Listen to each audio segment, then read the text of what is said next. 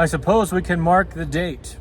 I am Dan Kingerski on the National Hockey Now and the Pittsburgh Hockey Now YouTube channel. March 3rd, 2024, the Pittsburgh Penguins lost their third straight game, 3 of 4 on the crucial 4-game road trip out west, and in all likelihood gave away their very last chance to impress upon President of Hockey Operations / GM Kyle Dubas that in fact they were worth saving, that in fact players were worth keeping, that in fact he did not need to go into seller's mode. However, after just a gut punch of a loss on Saturday night against the Calgary Flames, in which they gave up 3 goals in the final 10 minutes of the third period, Captain Sidney Crosby admitted they didn't move past that probably well enough. They didn't do a good job of moving past that. They had travel delays getting out of Calgary. Let me tell you how bad that weather was. It wasn't an easy drive from Calgary to Edmonton. Trust me on that. And their plane was delayed. They get into Edmonton around 4 a.m. or so. So you've got all of these factors working against the Penguins. They put up a little bit of a fight in the first period. It was not coordinated. It was not 4 lines. They were not playing in 5s very well. But there was some energy. There was some spark.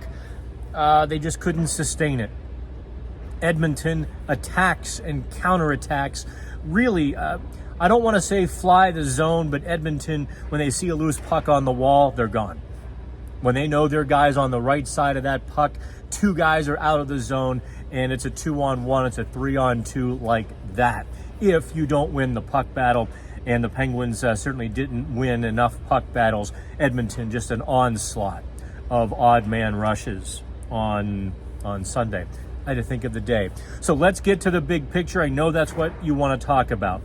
Yes, my only conclusion at this point is there's just not enough runway between March 3rd and March 8th for the Penguins to convince Kyle Dubas otherwise.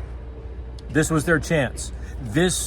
Everything came down to this road trip. They frittered away, they punted, they squandered opportunities before them, but then they win just enough to keep the interest. You can't say that after losing 3 of 4 on the road trip. They followed up that brilliant win over the Vancouver Canucks by not being able to crack the Seattle Kraken. No pun intended, I promise. They never punctured the Kraken's defense. Let me put it that way. The heartbreak in Calgary and the slaughter in Edmonton. So what happens now? Obviously, we begin to look ahead to what Dubas will do, who goes on the trade block. We know Jake Gensel. It's a little bit of a shame. I wonder if putting him on long-term injured reserve was in fact the right move. He's been skating with the team now for several days. He participated as a non-contact in the morning skate in Calgary, in fact. I don't think you'll see him in a Penguins sweater ever again. Alex Nedeljkovic, I've maintained he's probably the easiest quiver in Kyle Dubas, or the easiest arrow in Kyle Dubas's quiver, because so many teams need goaltending, at least a 1A, and Nedeljkovic has been really good this season. The last 2 games notwithstanding, you don't count that Edmonton game whatsoever. He was just under siege, and I don't know how you would ever sort of judge that game for a goalie. They probably can get a substantial return for him. One team I want to note, as I bring up both of those players, Gensel and Nedeljkovic, one team needs both of them, the LA Kings. Now, I can't confirm talks or reports, but I do believe there to be interest on the part of LA. I don't necessarily see a lot of the other sleepers being dealt.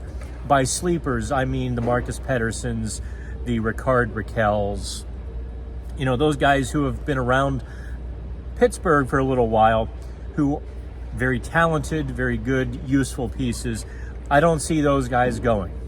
I do see maybe one of two players, Riley Smith or Ryan Graves, being dealt. Obviously, the Penguins really have a tough decision with Ryan Graves because you do not want to pay a third pairing defenseman $4.5 million. Graves has limited himself to that role with his performance this season. Riley Smith, I think, saying anything more would be piling on. He faced the music with me on Friday in Calgary. I asked him the questions point blank,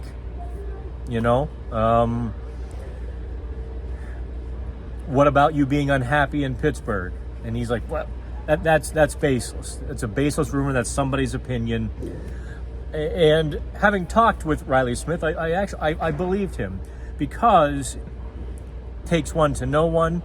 I'm not a warm and fuzzy guy. I don't think Riley Smith is either.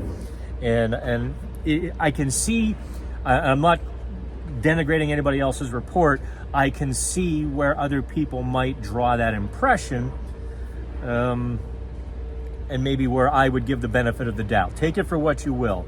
But I think one of those two players probably is on the way out if Dubas can find a way to do it.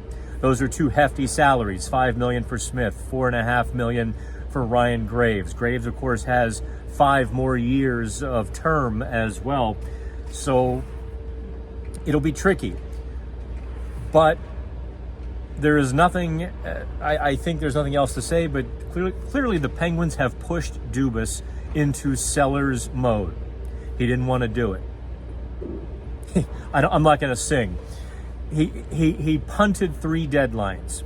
Remember, it was going to be sort of the end of the year. And then it was going to be the All-Star break.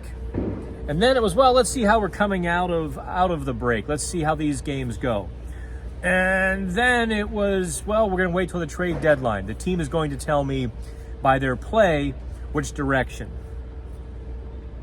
The conclusion is inescapable, is it not? So, from the 8th wonder of the world, this is maybe a little bit fitting with the bookends, the way the Pittsburgh Penguins and the Edmonton Oilers have bookended the NHL, beginning with Wayne Gretzky, Mario Lemieux, Jaromir Jagr, Sidney Crosby, now Connor McDavid. 5 Stanley Cups for each, and maybe it's a little bit fitting that this is where the Penguins ended, at least this iteration. I don't put it past Kyle Dubas to find a way to retool very quickly and give Sidney Crosby another shot. I certainly would, I'll be honest, I would hope for that, both from a selfish standpoint, covering it, but also for Crosby's sake, because he's given everything, not just to the organization, but to the city, and how he's performed this year at 36 is just extraordinary. And by the way, he spanked me a little bit in the locker room for my question. Not literally, obviously. He kind of gave me I don't know what picture you're talking about. I asked about the big picture, losing 3 straight. Does the big picture begin to emerge with the trade deadline? He's like, I don't know what picture you're talking about. Fair enough. I don't possess tact or diplomacy, and when I try to be gentle with a question, it can be vague. Poor Alex Nedeljkovic got the brunt of my overcorrection. I just kind of came right out and asked Alex Nedeljkovic, hey, 3 losses in a row. What about the trade deadline? You guys feel okay about that? And maybe I should have done that with Sid. You can comment, do me a favor, subscribe to the channel. We'll have plenty of content from the road trip. I'm in the airplane all Monday. Presumably I'm going to get out I'm actually driving back from Edmonton to Calgary through the rest of the snow. Early flight on Monday morning. I'll get back to Pittsburgh in the evening. That was just the fastest I could do it. This trip is not fun. I think the boys are a little worn out too. From Rogers Place here in Edmonton, I'm Dan Kingerski on the National Hockey Now and the Pittsburgh Hockey Now YouTube channel.